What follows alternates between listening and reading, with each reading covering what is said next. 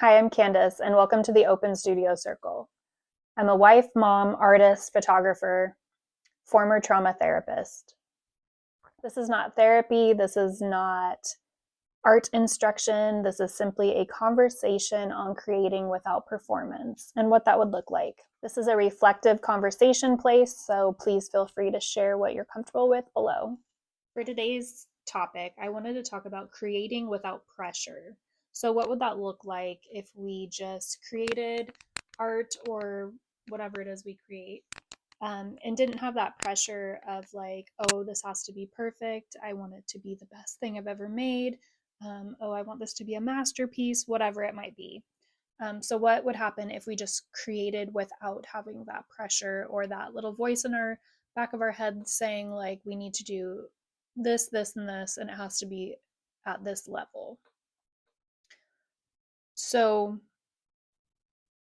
talking about living in a performance driven culture. So, everything kind of does revolve around performance, right? Like, everything is optimized and we're biohacking everything and we're doing, as time blocking, whatever it is. We're just doing everything we can to be the most productive that we possibly can. And at some point, that could have consequences if we never slow down, right? And just appreciate the process. So that's kind of what I'm wanting to chat about today.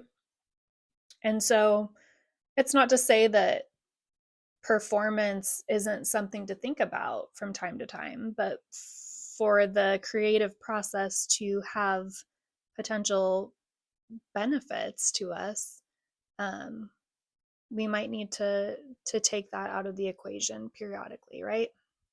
So talking about when hobbies become content, right? Which right now I am literally making a video talking about my hobby and literally making content with it, right? So while sometimes performance should be at the back of our mind when we're creating, because maybe that's our job is to create great pieces of art, right? So at some point, it is helpful and it can be kind of a driving force to create great things, right?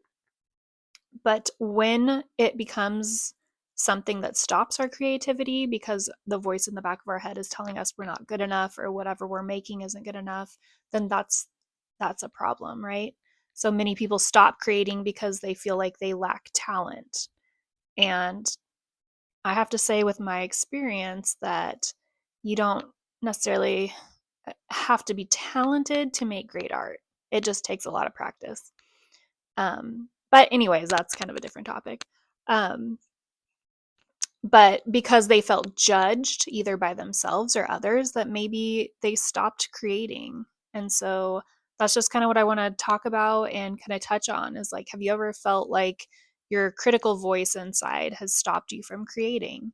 And maybe you left the world of art because you didn't feel like you were good enough. I know that that for me has been the case for several years. I wasn't in high school when we had art class. I was not one of the people in there that did a really good job at all. I didn't really understand what I was being taught at the time, and I didn't feel like I was naturally gifted, so I didn't really try very hard to get better. And so it kind of is sad to me because I feel like if I would have had any confidence or maybe not cared as much about what other people were saying or comparing my work to other people, that maybe I would have been um, more like apt to be practicing throughout the years, right? And maybe I would be way ahead of where I am now. Anywho, okay, so we want to talk about connecting to the process of creating art, right? So I'm talking the literal process of picking colors out, mixing paint, like slowing down to a point where you're enjoying every step of the way and each layer that you're applying, and you're letting go of pressure to in the back of your mind like, oh, don't make a mistake or it's all over or that kind of a thing.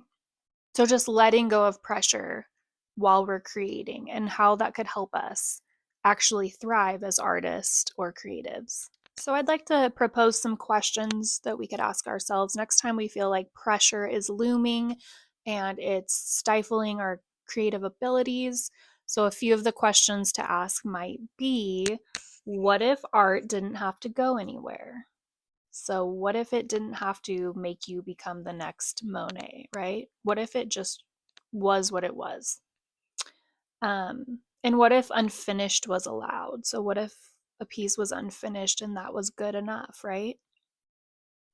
What if one small layer counted? And that's kind of goes along with my series I'm doing right now, one layer at a time, where we are literally slowing down with the process, and we are doing one layer on an abstract piece at a time, and just seeing what that feels like to be really intentional and really slow down that creative process.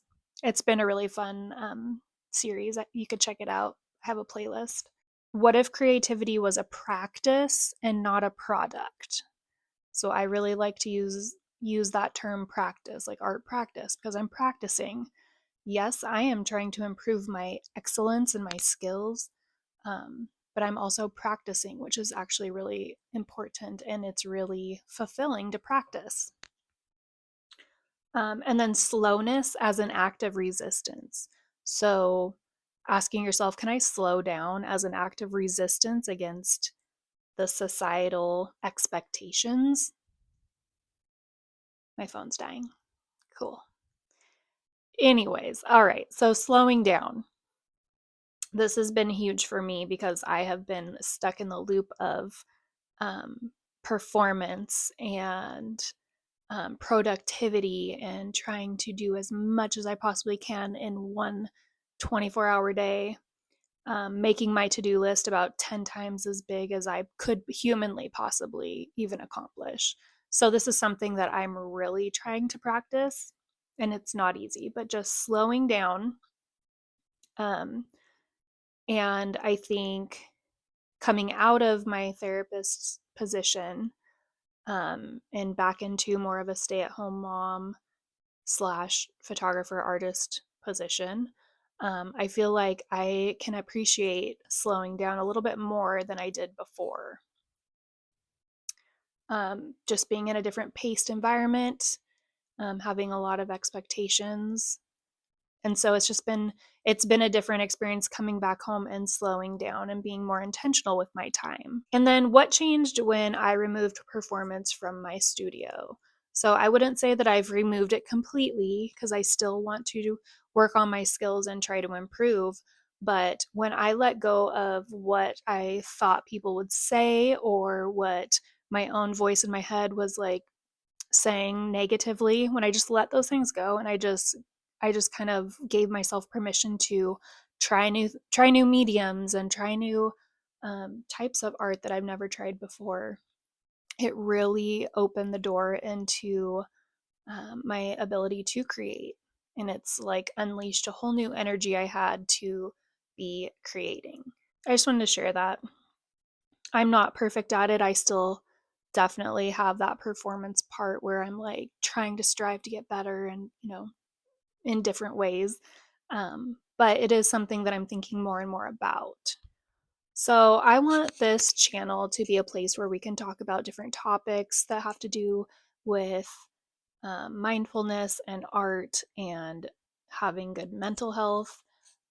So, a few of the topics I want to cover in the future would be overwhelm. I have extensive uh, background with that, and talking about overwhelm and how art could either help with that, or maybe you feel overwhelmed with art, and maybe talking about that might be a direction we could go. Um, Talking about unfinished work and just being okay with having unfinished work, not feeling like it's a burden. Comparison, that's a huge one that I've dealt with even photography. So just comparison and how that can kill creativity or grow creativity or inspire. Slowness, so slowness and mindfulness are topics that I really enjoy talking about. Burnout, I've had a lot of experience in my past with burnout and kind of coming back from that. And then creative identity. So finding like your thing that is totally your authentic creative outlet.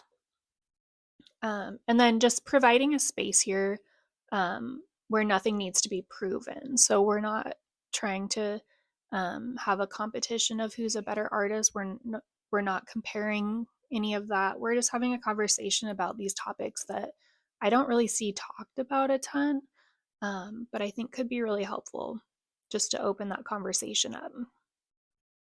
So, as a closing reflection, I would just like to um, have you ask yourself, what would it look like to create without needing it to lead somewhere? So, without having that pressure to come up with some kind of masterpiece, what would it feel like to just let that pressure go and just create?